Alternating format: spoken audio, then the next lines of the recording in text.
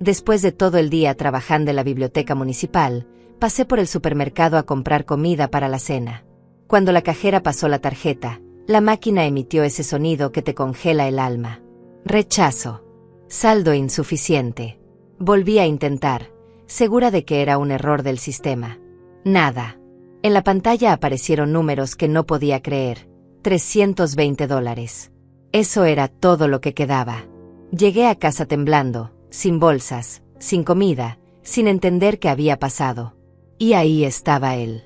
Mi hijo Emilio, de 46 años, sentado en el sofá como un rey en su trono, con las piernas abiertas y el control remoto en la mano. Patricia, mi nuera, estaba recostada a su lado, mirando su teléfono nuevo, ese que yo no sabía que habían comprado. Emilio, ¿qué pasó con el dinero de la cuenta?, le pregunté, todavía con el bolso colgando de mi hombro, todavía tratando de respirar normal. Él ni siquiera me miró. Siguió viendo la televisión como si yo fuera una mosca molesta. Patricia compró un coche y renovó la casa de su madre con tu dinero. Yo lo aprobé, dijo. Así, con esa frialdad. Como quien comenta que cambió de canal. El mundo se detuvo. $85,000. Años de mi vida levantándome a las 6 de la mañana. Años tomando 2 autobuses para llegar a la biblioteca. Años guardando cada centavo, soñando con el día en que pudiera tener algo mío, un lugar pequeño donde nadie me dijera qué hacer, donde sentarme, qué cocinar. Patricia levantó la vista y me sonrió. No fue una sonrisa amable. Fue una sonrisa de victoria. Mamá Olga, ¿ya vas a preparar la cena? Emilio tiene hambre, dijo ella, como si nada hubiera pasado. Como si no acabara de robarme la vida entera. Y Emilio asintió. Sí, más esas albóndigas que te quedan tan bien. Las que llevan ese toque especial tuyo. Me quedé ahí parada, con 73 años encima, sintiendo como algo dentro de mí se partía en 1000 pedazos. Pero algo más estaba naciendo. Algo frío. Algo que llevaba años dormido. Esa noche preparé las albóndigas. Las preparé como siempre, con la receta que me enseñó mi abuela, esa que toda la familia amaba. Emilio comió 3 platos. Patricia comió 2. Y después, se fueron a dormir felices, con el estómago lleno y la conciencia tranquila.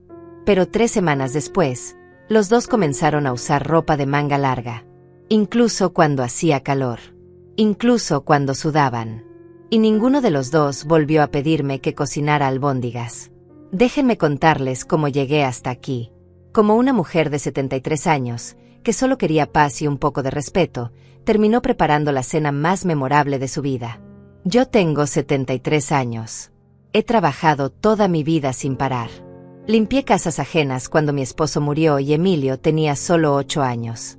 Trabajé en una fábrica de textiles durante 15 años, de pie, con las manos hinchadas y la espalda que crujía cada noche.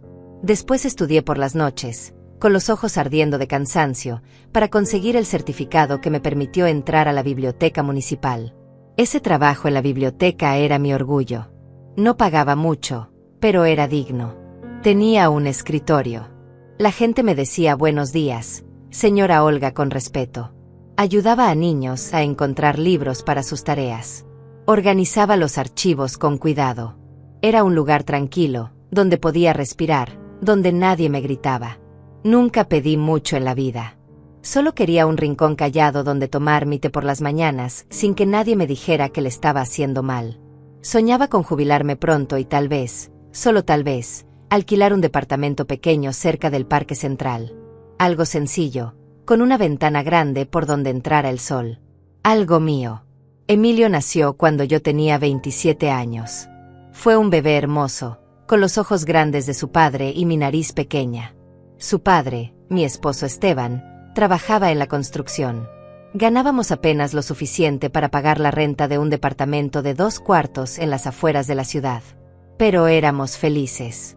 Esteban me abrazaba por las noches y me decía que algún día tendríamos una casa propia, con un jardín donde Emilio pudiera jugar. Cuando Emilio tenía 8 años, Esteban murió en un accidente en la obra. Una viga mal asegurada.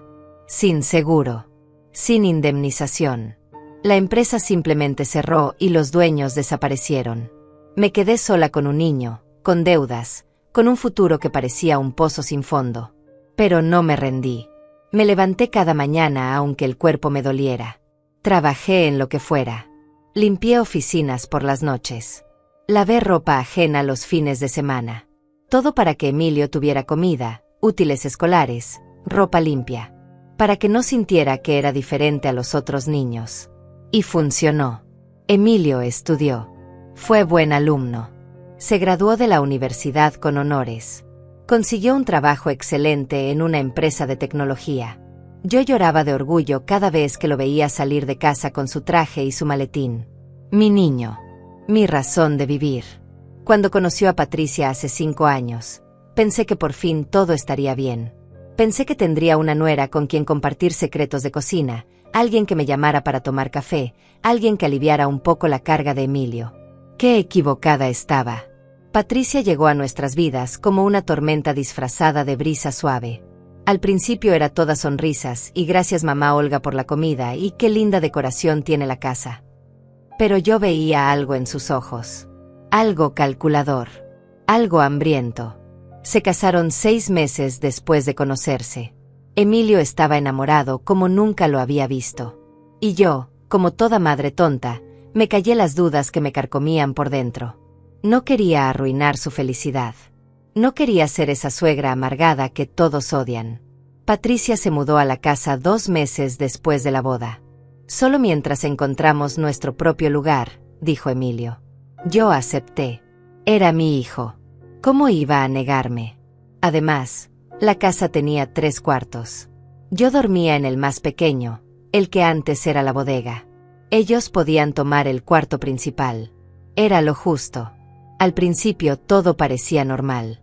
Patricia trabajaba en una tienda de ropa en el centro comercial. Salía temprano y volvía tarde. Casi no la veía. Emilio seguía siendo atento conmigo.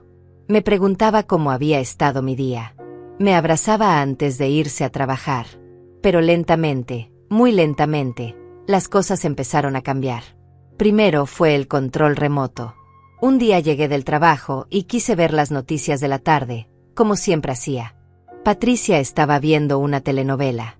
Le pedí si podíamos cambiar solo media hora, para ver el noticiero. Ella me miró como si le hubiera pedido que me regalara un riñón. Estoy viendo esto, mamá Olga. Además, esta es la sala de todos. Aquí manda quien llegue primero. Emilio no dijo nada.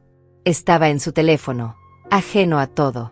Así que me fui a mi cuarto y vi las noticias en el televisor viejo que tenía ahí, con la antena torcida que hacía que la imagen temblara. Después fue la comida. Yo siempre había hecho las compras del mercado. Sabía qué comprar, dónde estaban las mejores ofertas, cómo estirar el dinero para que alcanzara todo el mes. Pero Patricia decidió que ella haría las compras porque tenía mejor gusto y sabía qué cosas eran de calidad. Empezó a comprar marcas carísimas, quesos importados, vinos que costaban más que mi salario semanal, cortes de carne que yo nunca me hubiera atrevido a comprar. Y cuando yo comentaba que tal vez era mucho gasto, ella me miraba con desdén. Es que usted está acostumbrada a lo barato, mamá Olga. Emilio merece cosas buenas. Él trabaja muy duro.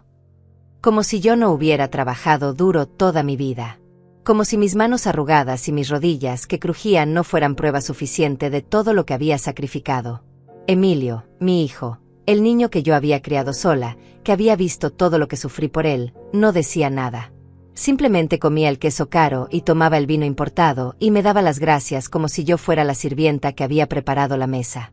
Entonces llegó Lidia, la madre de Patricia. Una mujer de 60 años con el cabello teñido de caoba y las uñas siempre pintadas de color coral brillante. Usaba perfume tan fuerte que podías olerla desde el pasillo. Y tenía esa voz chillona que te taladraba los oídos. La primera vez que vino a la casa, entró como si fuera la dueña. Ni siquiera me saludó. Pasó junto a mí como si yo fuera parte del mueble y se dejó caer en el sofá. Patricia, hija, ¿qué casa tan linda tienes?, dijo, mirando alrededor con aprobación. Tu casa. Como si mi nombre no estuviera en los papeles. Como si yo no hubiera pagado 30 años de hipoteca para tener ese techo sobre mi cabeza. Patricia sonrió. Gracias, mami. Estamos haciendo algunas mejoras. Queremos que todo se vea más moderno. ¿Mejoras? ¿Con qué dinero? Pero no dije nada. Me tragué las palabras como me había tragado tantas cosas en la vida. Lidia empezó a venir cada vez más seguido. 2 veces por semana. 3 veces. A veces se quedaba a dormir. Y cada vez que venía, traía críticas envueltas en sonrisas falsas. Ay, Olga, ¿todavía usas esas cortinas? Están tan pasadas de moda. Patricia debería cambiarlas por algo más elegante. Olga, ese guiso huele muy fuerte. A mí y a Patricia no nos gusta la comida con tanto condimento. Deberías cocinar más suave. Olga, ¿por qué no te pintas el cabello? Las canas te hacen ver mucho más vieja. Mi estilista es excelente, aunque es un poco caro para tu presupuesto. Y Patricia se reía. Se reía de los comentarios de su madre como si fueran chistes inocentes. Emilio miraba su teléfono. Siempre su maldito teléfono. Una noche, después de que Lidia se fuera, exploté. Le dije a Emilio que no me gustaba cómo me hablaban. Que me sentía irrespetada en mi propia casa. Que necesitaba que él me defendiera, aunque fuera una vez. Emilio suspiró. Como si yo fuera una niña caprichosa pidiendo un juguete. Mamá, no seas dramática. Lidia es así con todo el mundo. No lo toma personal. Y Patricia te quiere mucho. Solo está tratando de que la casa se vea mejor. Deberías estar agradecida de que se preocupe. Agradecida. Esa palabra se me clavó en el pecho como un cuchillo oxidado. Pero lo peor todavía no había llegado. Lo peor fue cuando Patricia dejó su trabajo en la tienda. Estoy cansada de trabajar para otros, anunció un día durante la cena. Emilio y yo decidimos que me voy a quedar en casa. Así puedo cuidar mejor de todo. ¿Cuidar de qué?, me pregunté. Ella no limpiaba. Yo seguía fregando los pisos, lavando la ropa, planchando las camisas de Emilio. Ella se levantaba a las 11 de la mañana, se pintaba las uñas, veía televisión, hablaba por teléfono con sus amigas durante horas. Y el dinero empezó a desaparecer más rápido. Yo había abierto una cuenta de ahorros cuando Emilio tenía 15 años. Poco a poco, mes tras mes, había ido guardando algo. A veces eran $50, a veces 20. Cuando no alcanzaba para ahorrar, al menos guardaba 10. Durante años hice eso. Con disciplina. Con esperanza. Cuando Emilio cumplió 25 años y consiguió su trabajo, le propuse algo. Abramos una cuenta juntos. Así ambos ahorramos y cuando necesites algo importante, está ahí. Una casa, un coche, una emergencia. Él aceptó feliz. Durante años funcionó bien. Él ponía su parte. Yo ponía la mía. Hasta que llegó Patricia. Cuando Patricia y Emilio se casaron, él insistió en que ella también tuviera acceso a la cuenta. Somos una familia ahora, mamá. No tiene sentido tener secretos con el dinero, me dijo. Y yo, como siempre, acepté. Con fe. Porque era mi hijo. Porque pensé que Patricia era parte de la familia ahora. Porque fui una estúpida ingenua que creyó que el amor y la bondad siempre son correspondidos. Los primeros meses, Patricia no tocó nada. La cuenta seguía creciendo normalmente. Yo depositaba mi pensión y parte de mi salario de la biblioteca. Emilio ponía una cantidad fija cada mes. Todo parecía estar bien. Pero después empecé a notar cosas extrañas. La cuenta crecía más lento. Cuando revisaba los movimientos en el cajero automático, veía retiros que yo no había hecho. Pequeños al principio. $300 aquí. 500 allá. Le pregunté a Emilio. Ah, sí. Patricia necesitaba unas cosas. Ropa para unas entrevistas de trabajo. No te preocupes, mamá. Lo repondremos. Nunca lo repusieron. Los retiros se hicieron más frecuentes. Más grandes. $1000. 2000. Yo veía como el dinero que tanto me había costado ahorrar se evaporaba, pero cada vez que preguntaba, Emilio tenía una excusa. Que si el coche necesitaba reparación. Que si había que pagar unas deudas de la tarjeta de crédito. Que si habían surgido gastos inesperados. Y mientras tanto, Patricia llegaba a casa con bolsas de las tiendas más caras del centro comercial. zapatos nuevos cada semana, carteras de marca, perfumes que costaban más que mi renta mensual de hace 20 años. Una tarde llegué del trabajo y encontré la sala llena de muebles nuevos. Un sofá enorme de piel color crema. Una mesa de centro de cristal con patas doradas. Una lámpara de pie que parecía sacada de una revista de decoración. ¿Te gusta, mamá Olga?, preguntó Patricia, orgullosa, pasando la mano por el respaldo del sofá. Necesitábamos cambiar esos muebles tan viejos que tenías. Daban pena. Esos muebles viejos los había comprado yo hace 15 años, con el primer aguinaldo decente que recibí en la biblioteca. Me había costado meses de ahorro extra. Y eran cómodos, resistentes, perfectos. ¿Cuánto costó todo esto?, pregunté, aunque ya sabía que no me iba a gustar la respuesta. No te preocupes por eso. Emilio y yo nos encargamos. Además, es nuestra casa. Tenemos derecho a que se vea bien. Nuestra casa. Mis 30 años de hipoteca pagada. Mi nombre en las escrituras. Mi casa. Pero ahora era nuestra casa. De ellos. Emilio llegó esa noche y ni siquiera parpadeó al ver los muebles nuevos. Se sentó en el sofá de piel, estiró los brazos y sonrió. Está cómodo. Buen trabajo, amor. Yo me senté en la orilla del sofá nuevo, con miedo de ensuciarlo, sintiéndome como una invitada en mi propia sala. Las visitas de Lidia se volvieron insoportables. Ya no venía sola. Traía a sus amigas.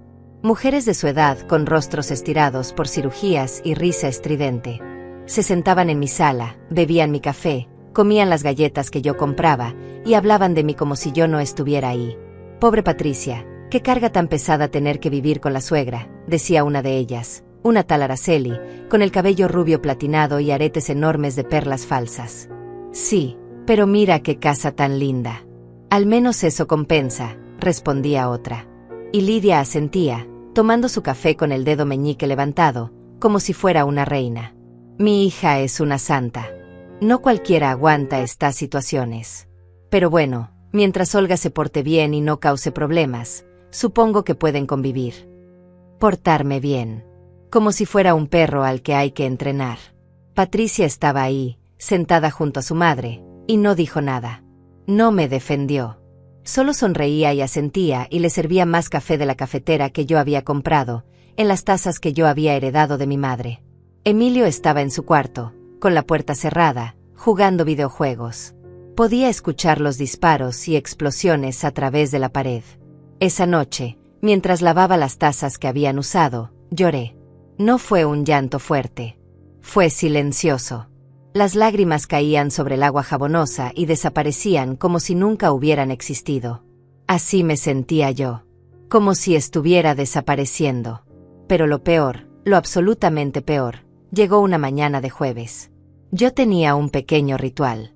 Cada jueves, después del trabajo, pasaba por la panadería de la esquina y me compraba un pan dulce de vainilla. Solo uno. Era mi pequeño lujo de la semana.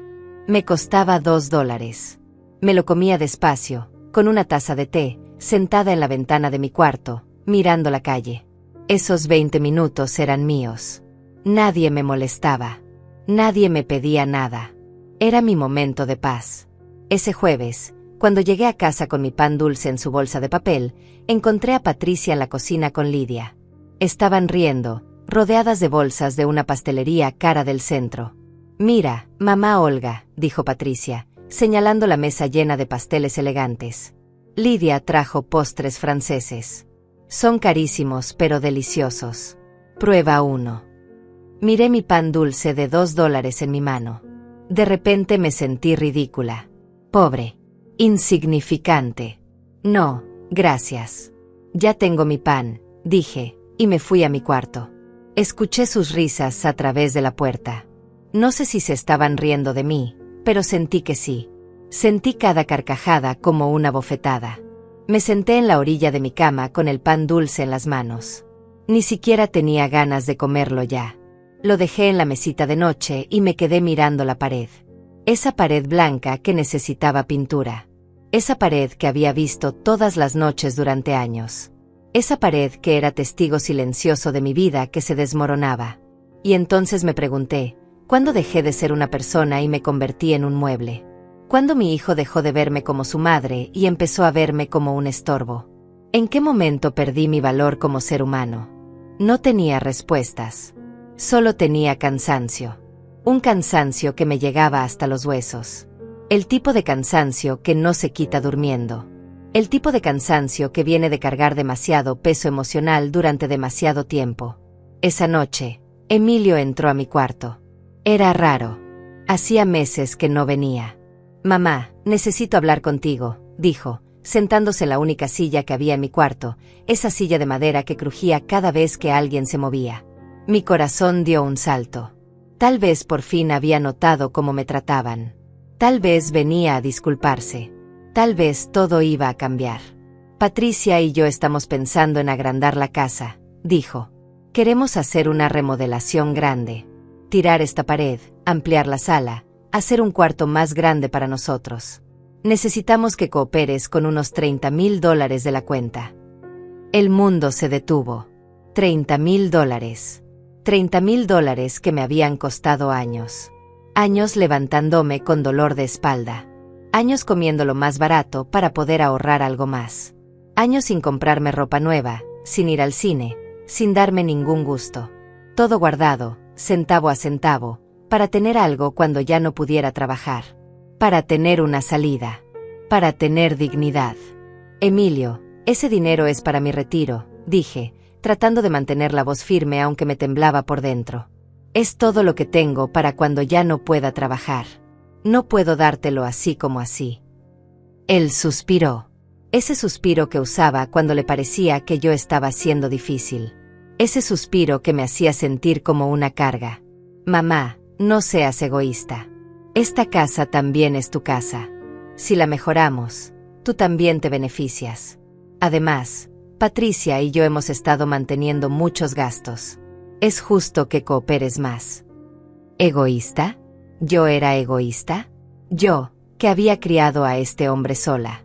Yo, que me había roto la espalda trabajando para que él tuviera educación.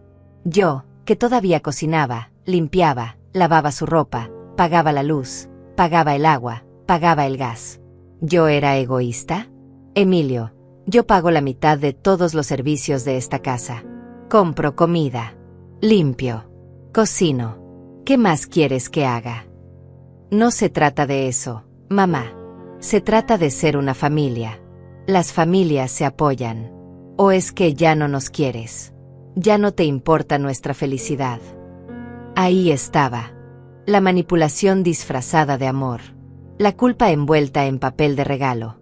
Si no les daba el dinero, era porque no los quería. Si protestaba, era porque era mala madre. Me quedé callada. Emilio se levantó de la silla y me dio una palmadita en el hombro, como quien consuela a un perro. «Piénsalo, mamá. Es lo mejor para todos». Esa noche no dormí. Me quedé despierta mirando el techo, escuchando los ruidos de la casa. Patricia riéndose en el cuarto de al lado. Emilio hablando por teléfono con alguien sobre no sé qué proyecto de trabajo. La vida continuaba para todos menos para mí. A la mañana siguiente, les dije que no podía darles esos $30,000, que lo sentía, pero ese era mi futuro, mi seguridad, mi única red de protección. Patricia no me habló durante una semana. Pasaba junto a mí como si yo fuera aire. Emilio estaba distante, frío. Ya no me saludaba por las mañanas. Ya no me preguntaba cómo había estado mi día. El ambiente en la casa se volvió tan tenso que dolía respirar. Lidia vino a visitarlas y la escuché hablando con Patricia en la sala. Esa vieja egoísta. Después de todo lo que ustedes hacen por ella, teniéndola aquí, dándole techo. Y se niega a ayudarlos. ¡Qué desagradecida! Yo estaba en la cocina, preparando la cena. Mis manos temblaban mientras pelaba las papas. Desagradecida. Yo era la desagradecida. Pero resistí. No les di el dinero. Y durante unas semanas, pensé que tal vez las cosas se calmarían. Que encontrarían otra forma de hacer su remodelación. Que la vida volvería a algún tipo de normalidad. Qué ingenua fui.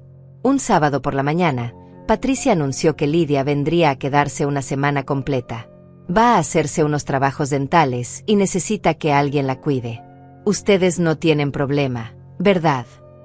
No era una pregunta. Era una declaración. Lidia llegó con 3 maletas. 3. Para una semana. Se instaló en mi cuarto. Es que el sofá es muy incómodo para su espalda, explicó Patricia, como si fuera lo más lógico del mundo. Tú puedes dormir en el sofá por unos días. Mamá Olga.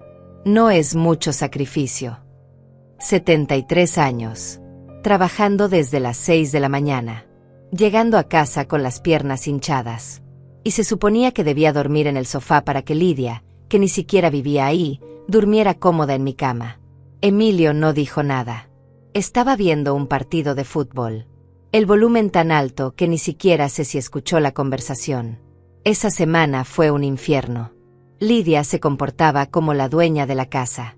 Se levantaba a las 10 de la mañana y exigía que le preparara el desayuno. Huevos revueltos, no muy cocidos. Pan tostado, pero no muy tostado. Jugo de naranja recién exprimido. Y café con leche, pero solo con leche descremada porque estaba cuidando su figura. Yo me levantaba a las 5:30 para llegar a tiempo al trabajo. Llegaba a las 6 de la tarde, muerta de cansancio, y tenía que cocinar para 4 personas. Lavar los platos. Limpiar la cocina. Y después, cuando todos se iban a dormir en camas cómodas, yo me acostaba en el sofá, con una sábana delgada, tratando de encontrar una posición que no me matara la espalda. Una noche, cerca de las 2 de la madrugada, Lidia salió de mi cuarto y me despertó. Olga, ¿me preparas un té? No puedo dormir. La miré en la oscuridad. Su silueta contra la luz del pasillo. Y algo dentro de mí se quebró. No fue un quiebre grande, escandaloso. Fue silencioso. Como cuando se rompe una rama seca bajo la nieve. Le preparé el té. Manzanilla con miel, como le gustaba. Se lo llevé a mi cuarto, donde ella estaba acostada en mi cama, viendo videos en su teléfono. Gracias, dijo, sin mirarme. Como quien agradece al mesero en un restaurante. Volví al sofá. Me acosté. Y por primera vez en muchos años, sentí algo que no era tristeza ni cansancio. Era rabia. Rabia pura, hirviendo en mi pecho como agua a punto de evaporarse. Pero la guardé. La escondí bien adentro. Porque todavía no era el momento. La semana terminó y Lidia se fue, pero no antes de dejar mi cuarto hecho un desastre. Ropa tirada en el suelo. Toallas mojadas en la cama. Maquillaje derramado en mi mesita de noche. Botellas de pastillas por todos lados. Patricia ni siquiera se disculpó. Ay, mamá Olga, tú sabes cómo es mi madre. Un poco desordenada, pero tiene un corazón de oro. Limpié todo. Como siempre. Como la buena Olga que limpia, cocina, obedece y no protesta. Pero algo había cambiado en mí. Era como si una puerta que había estado cerrada durante años finalmente se hubiera abierto. Y del otro lado de esa puerta había una Olga diferente. Una Olga que estaba harta. Una Olga que ya no iba a seguir aguantando. Empecé a observarlos más. A Patricia y su forma de moverse por la casa como si fuera una reina. A Emilio y su indiferencia, su constante estar pegado al teléfono, su incapacidad de verme como algo más que un utensilio de cocina. A Lidia y sus visitas cada vez más frecuentes, sus comentarios venenosos disfrazados de consejos. Los estudié como quien estudia a un enemigo antes de una batalla. Y descubrí cosas. Patricia había dejado su trabajo no porque estuviera cansada, sino porque la habían despedido por robar mercancía de la tienda. Emilio tenía deudas de tarjetas de crédito que yo no sabía que existían. Lidia había sido desalojada de su departamento por no pagar la renta durante 6 meses. Toda esa información llegó a mí de formas extrañas. Un comentario suelto de una vecina. Una carta que Patricia dejó olvidada en la mesa. Una llamada de un banco que contesté por error. Y entonces entendí. Ellos no solo me estaban usando. Me estaban sangrando seca. Hasta la última gota. Hasta que no quedara nada de mí. Y después, cuando ya no fuera útil, me tirarían como se tira un trapo viejo. No podía permitir eso. No iba a permitir eso. Entonces llegó ese día. Ese maldito día que cambió todo. Fue un martes. Había trabajado todo el día en la biblioteca, organizando una donación enorme de libros que había llegado. Cajas y más cajas. Subir, bajar, cargar, clasificar. Mi espalda gritaba de dolor, pero yo seguía. Siempre seguía. Era lo que sabía hacer. Salí del trabajo a las 6 en punto. Me dolían las piernas. Me dolían los brazos. Me dolía el alma. Pero tenía que pasar por el supermercado. Ya no quedaba comida en casa y sabía que si llegaba sin nada, Patricia haría algún comentario mordaz sobre mi irresponsabilidad. Entré al supermercado con mi lista mental. Pan, leche, huevos, carne molida para las albóndigas que Emilio tanto amaba, verduras para la sopa, arroz. Lo básico. Nada lujoso. Nunca nada lujoso para mí. Llené el carrito lentamente, comparando precios, buscando ofertas. Cada centavo contaba. Siempre había contado. Cuando llegué a la caja, la cajera empezó a pasar los productos. El sonido del escáner. Bip, bip, bip. Un sonido que había escuchado miles de veces en mi vida. Un sonido cotidiano, casi reconfortante. El total fue $83.47. Saqué mi tarjeta de la cuenta conjunta. Esa cuenta que compartía con Emilio desde hacía años. Esa cuenta donde estaban mis ahorros, mi pensión, mi vida entera convertida en números. Pasé la tarjeta. Y ahí fue cuando mi mundo se derrumbó. Rechazo. La palabra apareció en la pantallita de la máquina como una sentencia de muerte. Rechazo. Saldo insuficiente. Debe ser un error del sistema, le dije a la cajera, sintiendo como el calor me subía a las mejillas. Déjeme intentar de nuevo. Pasé la tarjeta otra vez. Rechazo. La gente detrás de mí en la fila empezaba a impacientarse. Podía sentir sus miradas, sus suspiros, su irritación. Señora, ¿tiene otra forma de pago?, preguntó la cajera con esa mezcla de lástima y molestia que te hace querer desaparecer. No entiendo. Tiene que haber dinero. Déjeme revisar el saldo. La cajera me ayudó a verificar el saldo en la máquina. Mis manos temblaban mientras ingresaba mi código. El número apareció en la pantalla, $320.15. $320. En una cuenta que hace 2 semanas tenía $85.400. $85.000 que me había costado 30 años ahorrar. 30 años de sacrificio, de privaciones, de soñar con un futuro digno. Señora, necesito que retire los productos o que pague. Hay gente esperando, dijo la cajera. Asentí. No podía hablar. Si hablaba, iba a llorar. Y yo no iba a llorar ahí, frente a todos esos extraños. Salí del supermercado con las manos vacías. Caminé hasta la parada del autobús como un fantasma. No sentía mis piernas. No sentía nada excepto un vacío enorme en el pecho. En el autobús, saqué mi teléfono con manos temblorosas y revisé los movimientos de la cuenta. Ahí estaba todo. Negro sobre blanco. La verdad en números fríos y crueles. 22 de octubre, retiro de $42.000. Concepto. Transferencia a cuenta terminación 7829. 25 de octubre. Retiro de $25.000. Concepto. Transferencia a cuenta terminación 7829. 28 de octubre. Retiro de $17.800. Concepto. Transferencia a cuenta terminación 7829. Todo en la misma semana. Todo a la misma cuenta. La cuenta de Patricia. Se habían llevado todo. Absolutamente todo. Y lo habían hecho mientras yo trabajaba, mientras yo limpiaba, mientras yo cocinaba para ellos. El autobús se movía por la ciudad y yo miraba por la ventana sin ver nada. Las luces de la calle se mezclaban con las lágrimas que ya no podía contener. Pero lloré en silencio. Siempre en silencio. Cuando llegué a casa, Emilio estaba en el sofá. Nuestro sofá nuevo de piel color crema que costó quién sabe cuántos miles de dólares. Estaba con las piernas abiertas, el control remoto en una mano, el teléfono en la otra.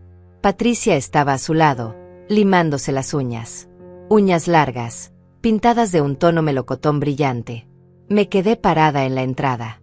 con mi bolso colgando del hombro, con las manos vacías, con el corazón roto. Emilio, dije. Mi voz sonaba extraña, lejana, como si viniera de otra persona. ¿Qué pasó con el dinero de la cuenta? Él ni siquiera me miró. Siguió viendo la televisión. Un programa de deportes.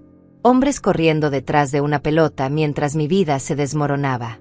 Patricia compró un coche y renovó la casa de su madre con tu dinero. Yo lo aprobé. Así de simple, así de cruel. Como quien comenta el clima. Como quien dice que pidió pizza para cenar. El mundo dejó de girar. El aire dejó de entrar a mis pulmones.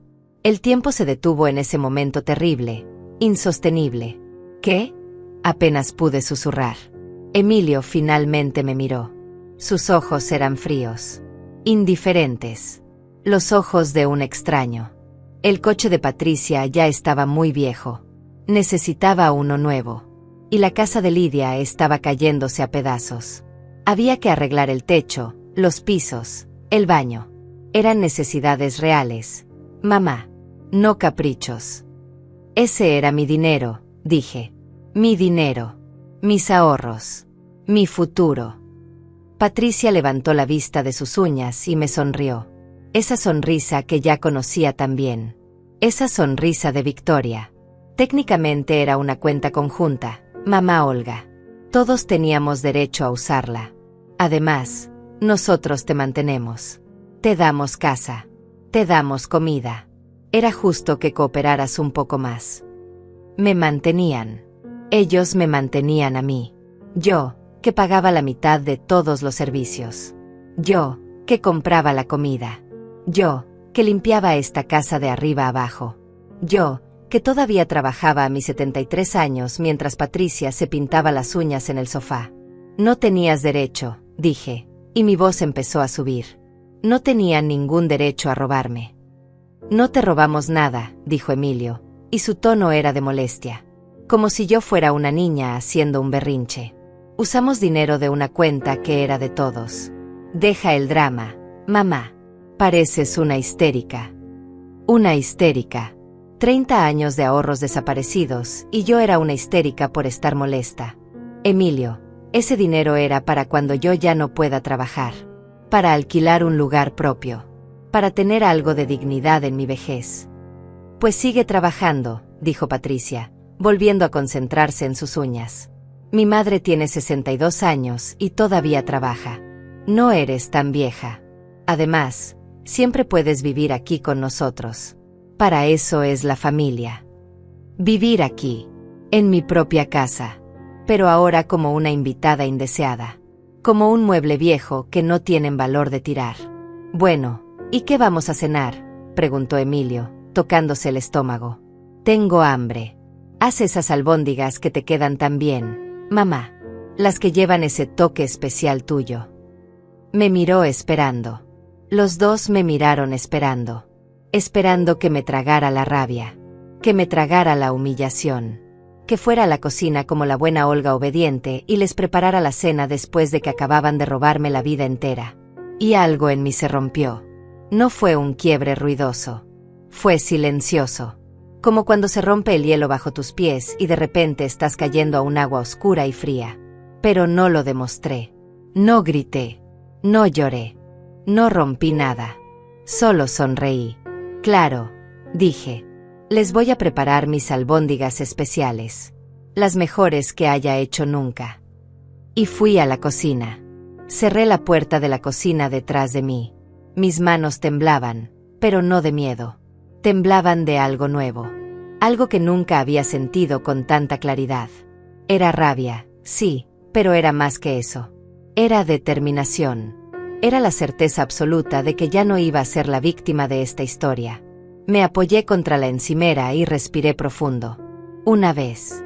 2 veces. 3 veces. Hasta que mis manos dejaron de temblar. Hasta que pude pensar con claridad. 73 años. Toda una vida de trabajar, de sacrificarme, de ser buena, de ser paciente, de ser la madre perfecta, la empleada perfecta, la suegra que no molesta. ¿Y para qué? Para terminar robada, humillada, tratada como basura por las mismas personas que se suponía debían amarme. No más. Abrí el refrigerador. Saqué la carne molida. Saqué las cebollas, el ajo, el pan rallado. Saqué todos los ingredientes que necesitaba para hacer mis famosas albóndigas. Esas que Emilio amaba desde que era niño. Esas que me pedía cada vez que quería sentirse reconfortado. Esas que llevaban mi amor, mi tiempo, mi dedicación. Pero esta noche iban a llevar algo más. Empecé a picar la cebolla.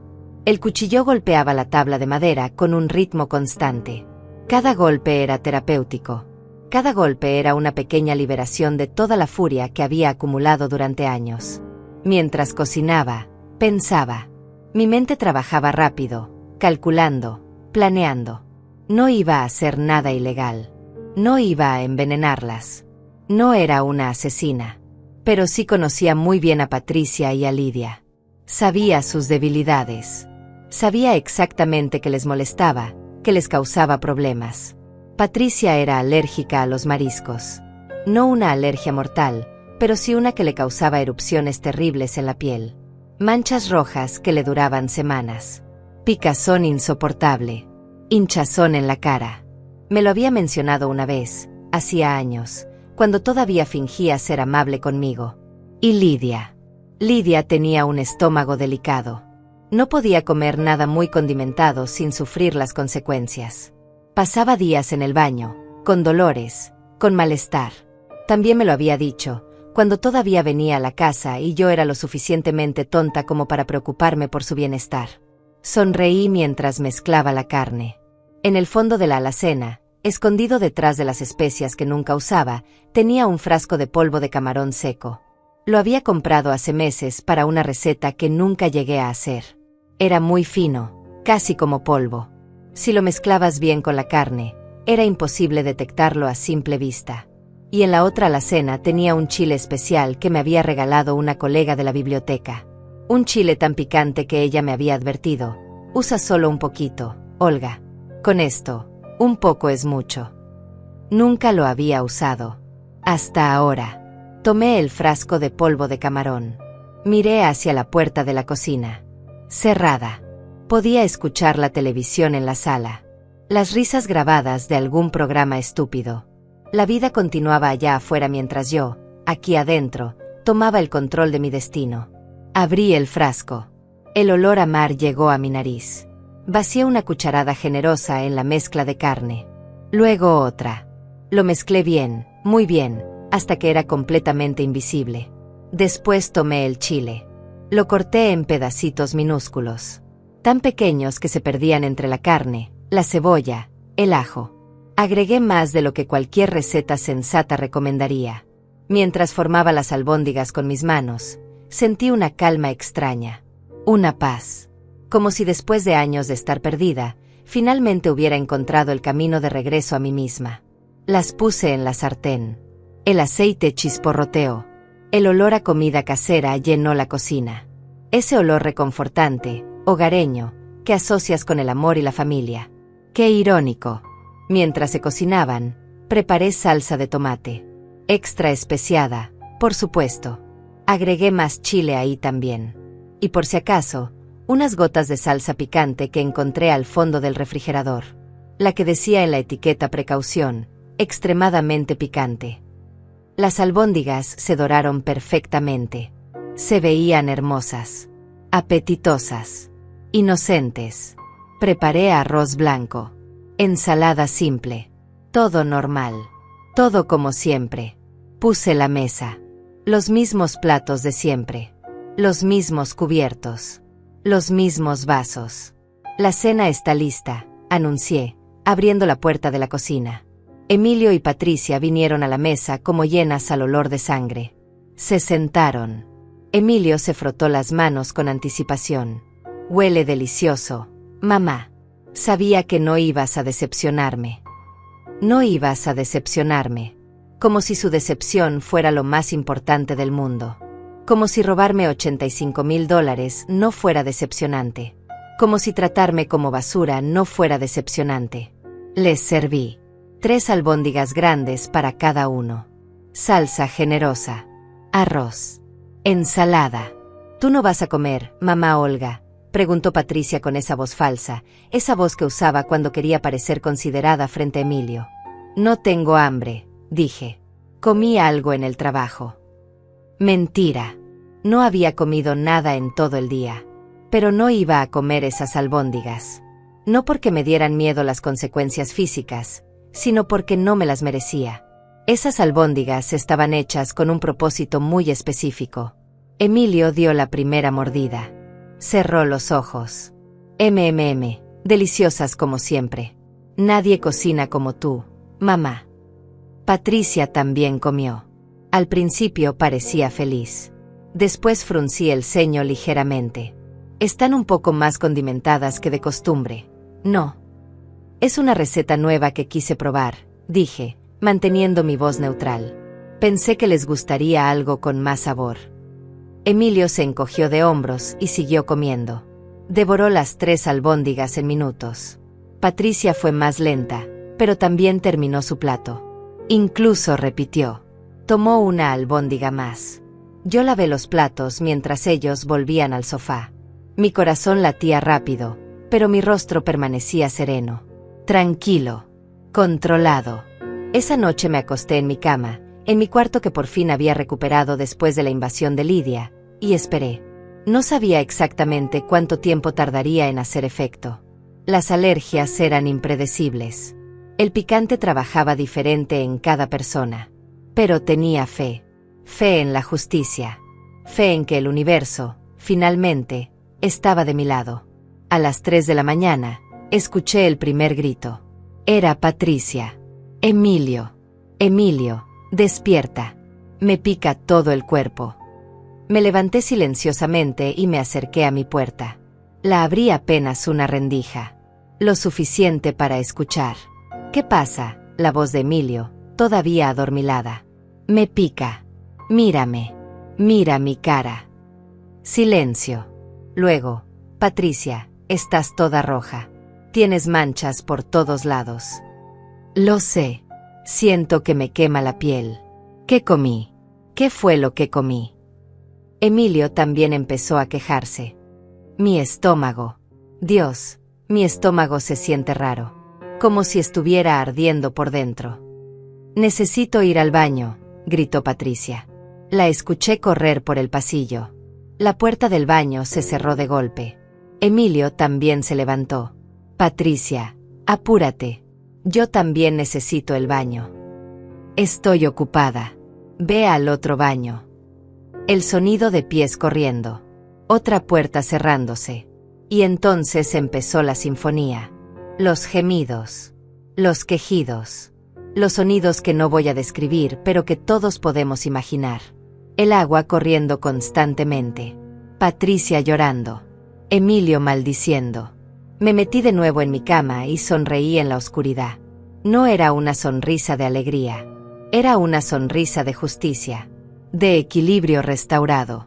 De dignidad recuperada. A la mañana siguiente, Patricia no salió de su cuarto. Cuando finalmente lo hizo, cerca del mediodía, su cara era un mapa de manchas rojas. Tenía los ojos hinchados. La piel de sus brazos estaba cubierta de erupciones que parecían quemaduras. ¿Qué me pasó?, me preguntó, casi llorando. ¿Qué había en esa comida? Lo mismo de siempre, dije con inocencia. Carne, cebolla, ajo, pan rallado, especias. Mi receta de toda la vida. ¿Por qué? Emilio también se veía terrible. Pálido. Ojeroso. Cada 2 minutos tenía que correr al baño. Creo que la carne estaba mala, dijo, agarrándose el estómago. Nos envenenaste con carne podrida. Me reí. No pude evitarlo. Me reí en su cara. La carne la compré ayer. Estaba perfectamente fresca. Tal vez simplemente tienen estómagos delicados. Patricia se rascaba los brazos desesperadamente. Necesito ir al doctor. Esto no es normal. Mírame. Parezco un monstruo. Ve entonces, dije.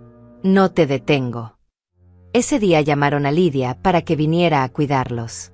Como si fueran niños pequeños incapaces de valerse por sí mismos. Lidia llegó a media tarde, cargando bolsas de la farmacia y con su rostro lleno de preocupación maternal. Pasó junto a mí sin saludarme, como siempre, y fue directo al cuarto de Patricia. «Mi pobrecita niña, ¿qué te pasó?», la escuché decir con esa voz dramática que usaba para todo. Me quedé en la cocina, preparando té. Té para mí, por supuesto. Ellos podían morirse de sed, por lo que me importaba. Patricia le contó entre sollozos sobre las manchas, la picazón, el malestar. Emilio también se unió a la conversación desde el baño, donde prácticamente había establecido residencia permanente. «Fue la comida de anoche», dijo Patricia. «Las albóndigas de mamá Olga. Algo tenían. Algo malo». «¿Y tú comiste esas albóndigas?», le preguntó Lidia a Patricia, bajando la voz pero no lo suficiente como para que yo no escuchara. «Sí, mamá. Las 3 que me sirvió. Hasta repetí porque estaban buenas».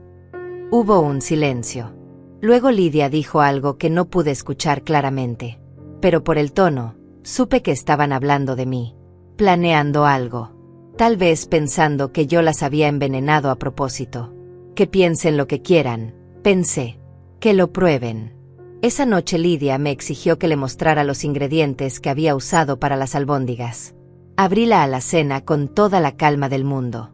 Saqué la carne del refrigerador, todavía en su empaque original con la fecha de ayer claramente visible. Mostré las cebollas, el ajo, el pan rallado, el aceite. «¿Ves algo raro?», le pregunté con dulzura envenenada. Lidia inspeccionó todo con sus ojos de águila. Olió la carne. Revisó las especias. No encontró nada fuera de lo normal. Porque ya me había deshecho del polvo de camarón y del chile especial. Los había tirado a la basura pública de la calle esa misma mañana, bien temprano, antes de que alguien despertara. «Tal vez tienen una infección estomacal», sugerí. «Últimamente han estado comiendo mucha comida fuera. Quién sabe en qué condiciones preparan los alimentos en esos restaurantes caros que tanto frecuentan». Lidia me miró con odio puro. Sabía. No podía probarlo, pero lo sabía. Y yo le sostuve la mirada sin parpadear, dejando que viera que ya no era la Olga sumisa que podían pisotear. Patricia no salió de casa durante una semana. Las manchas en su piel empeoraron antes de mejorar. Parecían quemaduras de 2º grado. Su cara estaba tan hinchada que apenas podía abrir los ojos. Cada vez que se miraba al espejo, lloraba. Emilio tampoco podía ir a trabajar. Su estómago lo torturaba día y noche. Perdió peso. Se veía demacrado. Gris. Cada comida era una aventura de dolor y carreras al baño. Y yo seguía mi vida con normalidad. Iba a trabajar. Volvía a casa. Cocinaba para mí sola ahora, porque ninguno de los dos quería probar mi comida. Guardaban sus propias cosas en el refrigerador. Comían pan, galletas, cosas empacadas que sabían que no había tocado. Lidia se quedó esa semana completa para cuidarlos. Dormía en el sofá porque yo me había encerrado en mi cuarto con llave. Ya no iba a ceder mi espacio. No más. Una noche la escuché hablando por teléfono con alguien. Probablemente una de sus amigas. Te digo que esa vieja los envenenó. No puedes convencerme de lo contrario. Pero no hay forma de probarlo. Es muy astuta. Sonreí en la oscuridad de mi cuarto. Astuta. Después de 73 años de ser la tonta, finalmente alguien me llamaba astuta. Durante esa semana aproveché para hacer cosas que había pospuesto por demasiado tiempo. Llamé al banco. Hablé con un gerente. Expliqué la situación. Los retiros no autorizados. El robo. Pero señora, la cuenta es conjunta. Técnicamente ambos titulares pueden hacer retiros sin el consentimiento del otro, me explicó el gerente con voz compasiva. Lo sé, dije. Pero quiero cerrar esa cuenta y abrir una nueva. Solo a mi nombre. Y quiero transferir todo lo que queda. Hice el trámite. Los $320 que quedaban ahora estaban en una cuenta nueva. Solo mía. Con una tarjeta nueva. Con una contraseña que solo yo conocía. También fui a ver algunos departamentos en alquiler. Pequeños. Modestos. Pero limpios y dignos. Calculé que con mi pensión y mi salario podía pagar uno. No sería una vida lujosa, pero sería mi vida. Mía y de nadie más. Una mujer de la inmobiliaria me mostró un estudio en un tercer piso. Tenía una ventana grande que daba a un parque. La luz de la tarde entraba y pintaba todo de dorado. «Es perfecto», dije. «¿Cuándo quiere mudarse?», preguntó ella. «Pronto», respondí. «Muy pronto». Dejé un depósito. Firmé el contrato. 1 mes de renta adelantada. El departamento sería mío a partir del 1 de noviembre. Faltaban 3 semanas. 3 semanas para planear mi escape. 3 semanas para recuperar mi libertad. Cuando volví a casa esa tarde, Patricia estaba en la sala con Lidia. Las manchas en su cara habían empezado a desvanecerse un poco, pero todavía se veía terrible. Estaba usando una blusa de manga larga a pesar del calor, para cubrir las erupciones de sus brazos. «Mamá Olga», me llamó cuando me vio entrar. Su voz era diferente, menos arrogante, más cautelosa. Me detuve y la miré. No dije nada. Solo esperé. «¿Podrías cocinar algo simple para la cena? Emilio y yo todavía no nos sentimos bien del estómago. Algo ligero. Por favor. Por favor». Hacía meses que no escuchaba esa palabra de su boca dirigida a mí.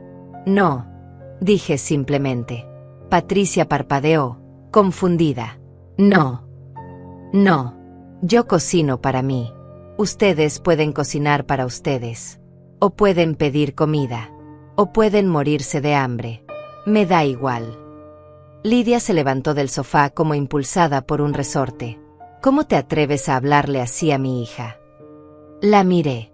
Esa mujer que había invadido mi espacio, que había dormido en mi cama, que me había tratado como sirvienta, que había criado a una hija que pensaba que el mundo le debía todo. «Tu hija y mi hijo me robaron $85,000, dije con voz clara y fuerte. «Compraron un coche para ella y renovaron tu casa. Mi casa, que yo pagué durante 30 años, la están tratando como si fuera de ellos. Me han humillado, despreciado, usado y desechado. Así que no, Lidia. Ya no voy a cocinar para ellos. Ya no voy a limpiar para ellos.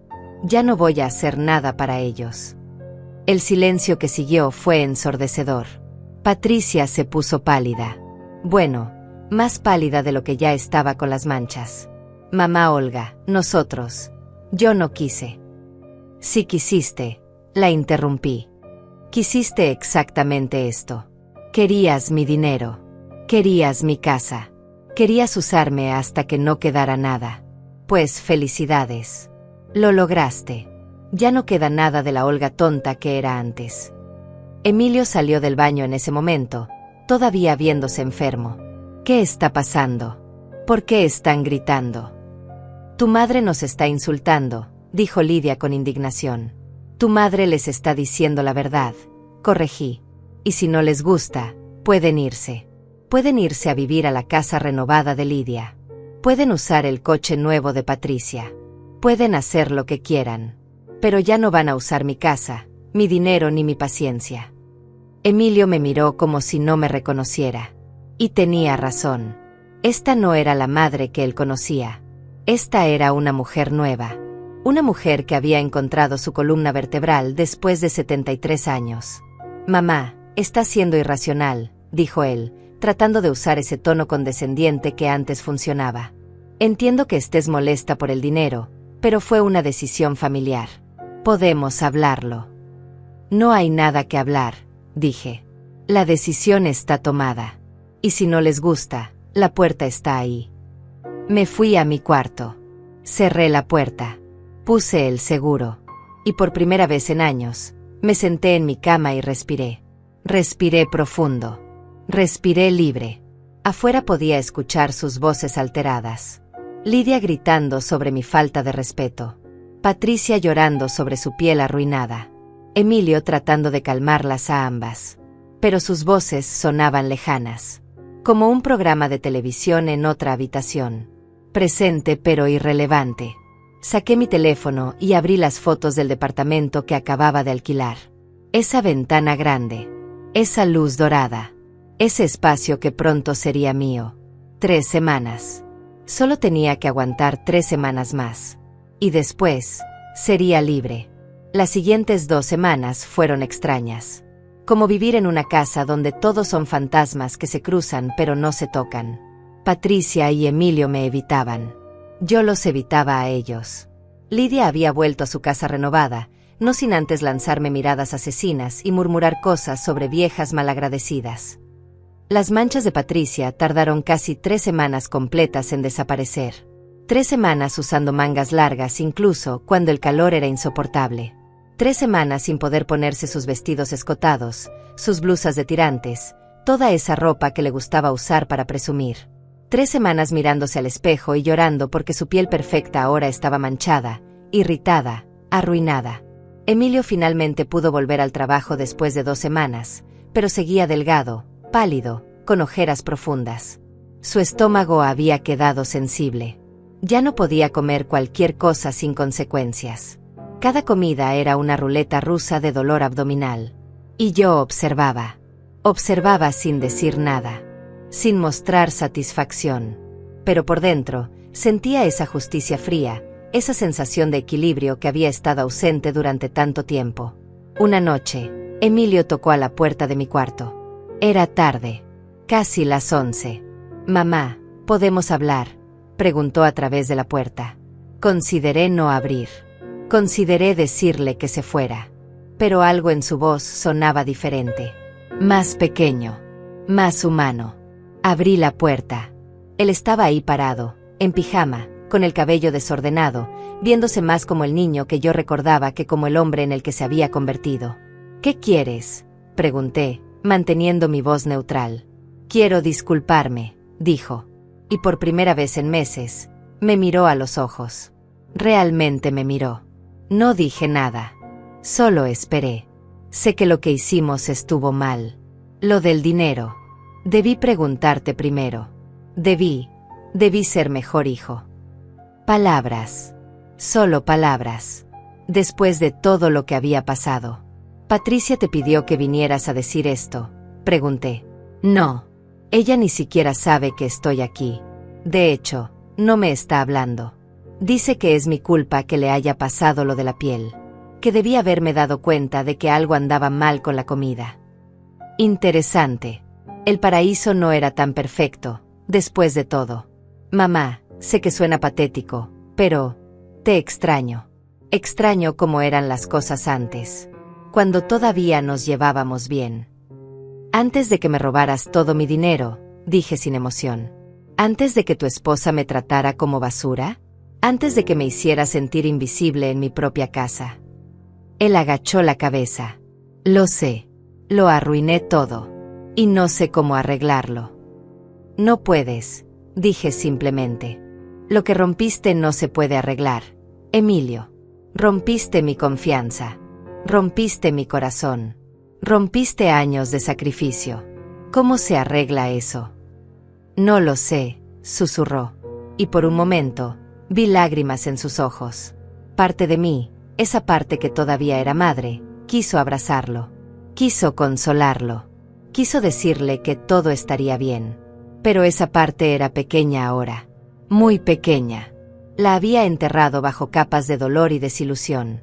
Emilio, criarte fue lo mejor que hice en mi vida. Pero dejarte usar mi amor como arma contra mí fue lo peor. Ya no voy a cometer ese error.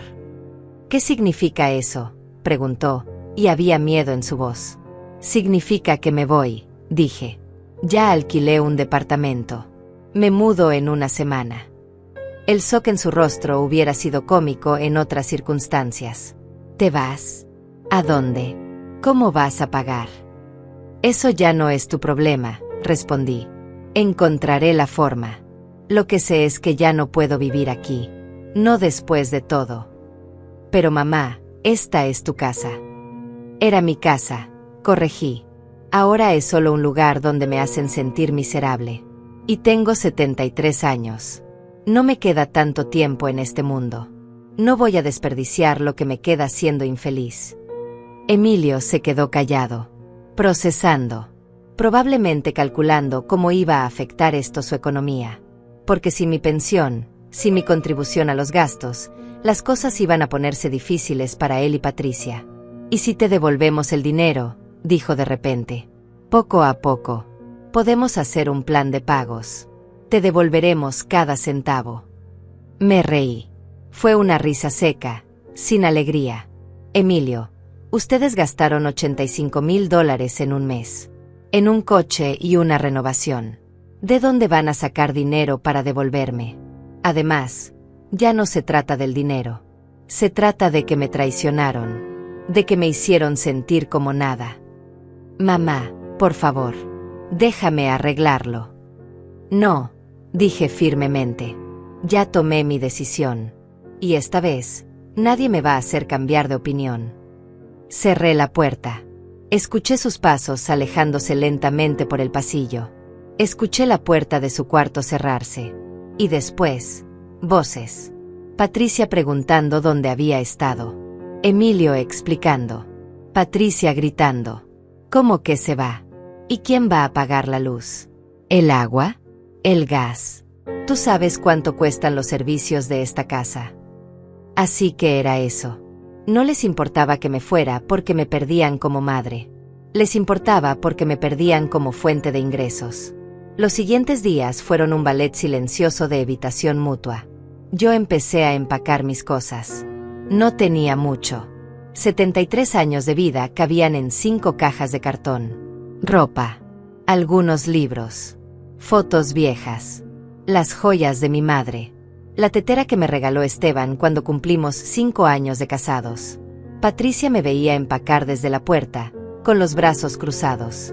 Sus manchas habían desaparecido finalmente, pero su expresión era amarga. ¿De verdad nos vas a hacer esto?, preguntó un día. ¿Hacerles qué?, respondí sin dejar de doblar ropa. Irme de mi propia casa porque ustedes la convirtieron en un infierno. Esta siempre fue nuestra casa también. Emilio es tu hijo. Tiene derecho a vivir aquí. Tiene razón, dije. Por eso me voy yo. Pueden quedarse con la casa. Disfrútenla. Llénenla de muebles caros y comida importada. Inviten a Lidia a vivir aquí permanentemente si quieren. Hagan lo que les dé la gana. Eres una egoísta, escupió ella. Una vieja egoísta que solo piensa en sí misma. La miré. Realmente la miré. Esa mujer que había llegado a mi vida como una tormenta y había destruido todo a su paso. Patricia, tú tomaste $85,000 míos sin preguntarme. Compraste un coche para ti. Renovaste la casa de tu madre. Me trataste como sirvienta en mi propia casa. Y yo soy la egoísta por querer tener paz en mis últimos años de vida. Ese dinero estaba en una cuenta conjunta. Era tanto tuyo como nuestro. Sigue diciéndote eso, dije. Tal vez algún día te lo creas. Ella se fue furiosa, azotando puertas. Y yo seguí empacando.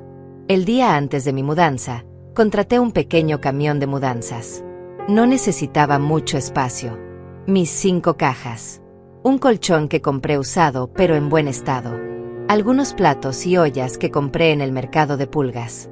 Esa noche, cociné por última vez en esa cocina. Pero solo para mí. Hice sopa de verduras. Simple. Nutritiva. La comí lentamente, saboreando cada cucharada, mirando por la ventana hacia el callejón que había visto durante tantos años. Emilio no salió de su cuarto en todo el día. Patricia tampoco. Era como si estuvieran haciendo duelo. Pero no por mí. Por su fuente de ingresos. Por su comodidad. Por su conveniencia. A la mañana siguiente, el camión llegó puntual. 2 hombres jóvenes me ayudaron a cargar mis cosas. No tomó mucho tiempo. Media hora y ya estaba todo adentro. Cuando estaba por salir, Emilio apareció. Tenía los ojos rojos.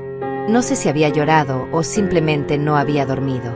«Mamá, ¿de verdad te vas?», preguntó, como si todavía no lo pudiera creer. «Sí, Emilio. Me voy». «¿Y si te necesito? ¿Y si algo pasa?». Lo miré. Mi hijo. El bebé que había cargado. El niño que había criado sola. El hombre que me había traicionado. «Tienes mi número», dije. «Pero Emilio, entiende esto. Ya no voy a venir corriendo cada vez que me necesites. Ya no soy tu red de seguridad. Ya no soy tu fuente de dinero. Ya no soy tu sirvienta. Si me llamas, será como hijo, no como alguien que necesita algo de mí. Yo. Lo siento, mamá. Realmente lo siento. Lo sé, dije. Y era verdad. Podía ver el arrepentimiento en sus ojos. Pero el arrepentimiento no borra el daño. No devuelve el tiempo perdido. No cura las heridas profundas. Lo abracé. Un abrazo breve. Un adiós. Cuídate, Emilio, dije. Y me fui. El departamento era pequeño. Un estudio en un tercer piso sin elevador. Mis rodillas protestaron cada escalón, pero cuando abrí la puerta y vi esa ventana grande, esa luz dorada entrando, supe que había tomado la decisión correcta. Los hombres de la mudanza dejaron mis cajas en el centro del espacio vacío. Les di propina de lo poco que tenía y se fueron. Y entonces me quedé sola. Completamente sola. Por primera vez en años, el silencio no era pesado. No era incómodo. Era libertad.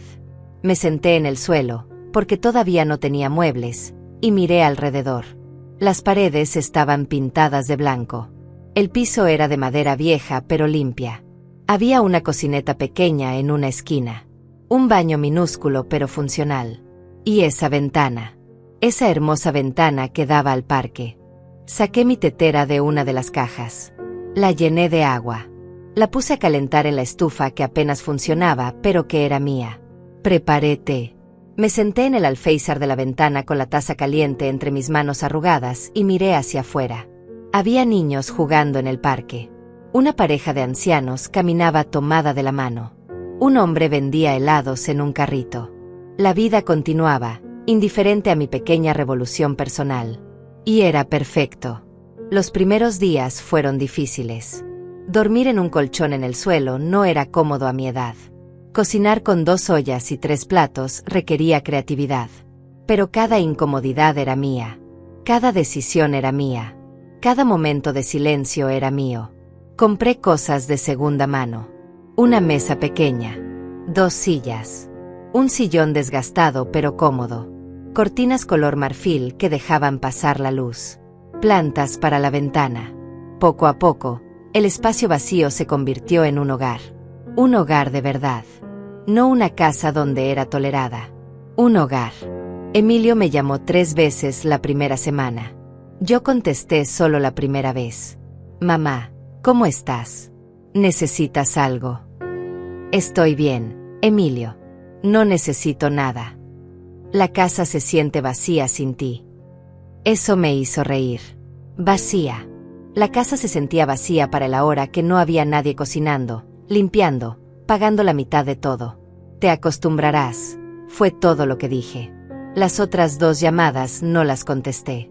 Le mandé un mensaje. Estoy bien. Déjame vivir mi vida en paz. Patricia nunca llamó. No esperaba que lo hiciera. Lidia, sorprendentemente, sí. Fue la 4ª semana después de mi mudanza. Olga, necesito hablar contigo, dijo con esa voz que intentaba sonar conciliadora, pero que solo sonaba falsa. ¿Sobre qué, Lidia? Sobre mi hija. Sobre Emilio. Están teniendo problemas económicos. La casa es cara. Los servicios son caros. Necesitan ayuda. Que vendan el coche, dije sin emoción. Ese coche que compraron con mis $85,000. Seguro les da suficiente dinero para pagar las cuentas por un tiempo. Ese coche es el único transporte de Patricia. No puede venderlo. Entonces que Patricia consiga un trabajo, sugerí. Como hacemos el resto de los mortales. Eres una. Colgué antes de que pudiera terminar la frase. Bloqueé su número. No necesitaba su veneno en mi nueva vida. En el trabajo, algo cambió también. Mis compañeras notaron algo diferente en mí. Una de ellas, Fabiola, me invitó a tomar café después del turno. Te ves diferente, Olga, me dijo, estudiándome con curiosidad. Más ligera. Como si te hubieras quitado un peso de encima. Me mudé, le conté. Dejé la casa donde vivía con mi hijo. ¿Y eso te hace feliz? Pensé en la pregunta. ¿Feliz? No estaba segura de conocer esa palabra todavía. Pero había algo. Me hace libre, dije finalmente. Fabiola sonrió. Eso es mejor que la felicidad. Empecé a hacer cosas que nunca había tenido tiempo de hacer. Iba al parque los domingos y leía en una banca. Me uní a un club de lectura en la biblioteca. Tomé una clase de pintura en el centro comunitario. No era buena, pero no importaba. Era mía.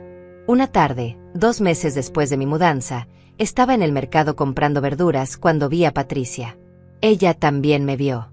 Por un momento, consideré voltearme y esconderme entre los puestos. Pero ya no era esa Olga. Ya no huía. Ella se acercó. Se veía cansada. Ojeras profundas. El cabello sin brillo. Las uñas sin pintar. «Mamá Olga», dijo, y su voz sonaba pequeña. «Patricia». Nos quedamos ahí paradas, en medio del bullicio del mercado, rodeadas de gente que regateaba precios y vendedores que gritaban sus ofertas. «¿Cómo has estado?», preguntó ella. «Bien. ¿Y tú?». «Las cosas están difíciles. Emilio tuvo que pedir un préstamo para pagar las cuentas. Yo conseguí trabajo en una tienda de nuevo. No es lo mismo que antes, pero…». Se calló, esperando que, no lo sé, compasión, lástima, que le ofreciera ayuda. «Me alegro que hayas encontrado trabajo», dije con neutralidad. «Mamá Olga, yo quiero disculparme por todo. Sé que fui terrible contigo. Sé que te traté mal. No tengo excusa. Solo, lo siento». Miré a esta mujer que había sido la fuente de tanto dolor. Y sentí nada. Ni rabia. Ni satisfacción. Ni siquiera lástima. Solo indiferencia. «Patricia, aprecio la disculpa. Pero no cambia nada. Lo que pasó, pasó. Y yo ya seguí adelante. ¿Hay alguna forma de arreglarlo? ¿De que vuelvas?». «No», dije firmemente. «No voy a volver. Encontré mi paz. Encontré mi espacio. Y no voy a renunciar a eso». Ella asintió. Lágrimas corrían por sus mejillas. Pero no eran mi problema. «Ya no. Cuídate, Patricia», dije, y me alejé entre los puestos del mercado. No miré atrás. 3 meses después de mi mudanza, Emilio apareció en mi departamento. No había llamado antes. Simplemente tocó a la puerta un sábado por la mañana. Abrí. Él estaba ahí, con una bolsa en la mano, viéndose inseguro. «Hola, mamá». «Emilio, ¿qué haces aquí?». «Quería verte. Ver cómo estás. Traje pan dulce. De esa panadería que te gusta». Lo dejé entrar. Mi departamento pequeño. Mi espacio humilde. Me preguntaba qué pensaría. Si lo vería como un fracaso. Como una caída. Pero cuando entró, solo miró alrededor con sorpresa. «Está lindo, mamá. Acogedor». «Es mío», dije simplemente. «Cada centímetro es mío». Preparé café. Nos sentamos en mi mesa pequeña. Comimos el pan dulce en silencio durante unos minutos. «Patricia y yo nos estamos divorciando», dijo finalmente. No me sorprendió. Cuando quitas el dinero fácil de la ecuación, muchas relaciones colapsan. «Lo siento», dije, porque era lo que se suponía que debía decir. «No lo sientas. Fue lo mejor». Ella no era la persona que yo pensaba. O tal vez sí lo era, y yo solo no quería verlo. Y Lidia regresó a vivir con Patricia. Al parecer la casa renovada no era tan buena después de todo. Problemas con la plomería, con la electricidad. Gastaron mi dinero en apariencias, pero no en cosas importantes. «Karma. Hermoso karma. ¿Y tú?», pregunté. «¿Cómo estás?». «Sobreviviendo. Aprendiendo. Creciendo. Espero». Me miró con ojos honestos. «Mamá, sé que arruiné todo. Sé que no merezco tu perdón. Pero quiero que sepas que aprendí la lección. De la forma más dura posible». «¿Y qué lección fue esa?», pregunté. «Que el dinero no es lo más importante. Que la familia no se mide en lo que pueden darte, sino en cómo te tratan. Que tú fuiste la mejor madre que pude tener, y yo fui el peor hijo». No lloré. Ya había derramado todas mis lágrimas. Pero sentí algo. No, perdón, todavía no. Pero tal vez, eventualmente, podría llegar ahí. Emilio, no sé si algún día podré perdonarte completamente. Pero aprecio que hayas venido. Que hayas sido honesto. ¿Puedo visitarte de nuevo?, preguntó con esperanza. No para pedir nada. Solo para estar. Para reconstruir algo, aunque sea pequeño. Lo pensé. Parte de mí quería decir que no. Que era muy tarde. Que el daño era irreparable. Pero otra parte, esa parte que todavía era madre, que siempre sería madre, quería darle una oportunidad. Una vez al mes, dije. Puedes venir una vez al mes. Pero con una condición. Lo que sea. Que nunca, nunca más me pidas dinero. Que nunca más me hagas sentir como si mi valor estuviera en lo que puedo darte. Si vienes, vienes porque quieres ver a tu madre. No porque necesitas algo. Te lo prometo, dijo, y por primera vez en años, le creí. Ahora, 6 meses después de mi mudanza, mi vida es simple pero hermosa. Me levanto cuando quiero. Desayuno en mi ventana mirando el parque. Voy a trabajar y vuelvo a mi hogar. Mi hogar. Los fines de semana pinto acuarelas terribles, pero que me hacen feliz. Leo libros que siempre quise leer, pero nunca tuve tiempo. Tomo té en silencio sin que nadie me critique la temperatura del agua o la cantidad de azúcar. Emilio viene una vez al mes, como prometió. Tomamos café. Hablamos de cosas superficiales al principio. Lentamente, muy lentamente, estamos reconstruyendo algo. No sé si algún día volveremos a ser lo que éramos. Probablemente no. Pero tal vez podemos ser algo nuevo. Algo más honesto. Esta mañana, mientras preparaba mi té, me miré en el pequeño espejo que cuelga junto a la ventana. Vi a una mujer de 73 años.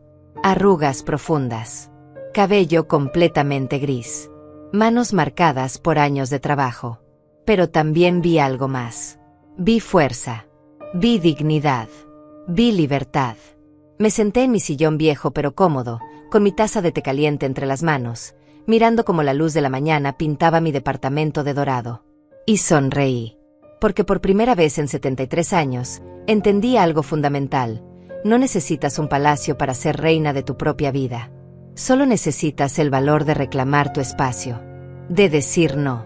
De elegirte a ti misma. Las albóndigas que preparé aquella noche no fueron venganza. Fueron justicia. Fueron el punto de quiebre que necesitaba para despertar. Para recordar que tenía poder. Que tenía valor. Que merecía respeto. Y ahora, cada mañana cuando preparo mi desayuno, cuando limpio mi pequeño departamento, cuando pago mi renta con mi propio dinero, siento esa libertad en cada acción. Ya no cocino para nadie más que para mí. Y cuando preparo albóndigas, las hago con amor. Amor propio. El tipo de amor que debí haberme dado hace décadas. Porque al final, después de toda una vida de dar, de sacrificar, de poner a otros primero, aprendí la lección más importante. No puedes cuidar de otros si primero no te cuidas a ti misma. Y ahora, finalmente, me estoy cuidando. El silencio de mi departamento no pesa. No es soledad. Es paz. Es libertad. Es mío. Por primera vez en 73 años, cada taza de té sabe a victoria.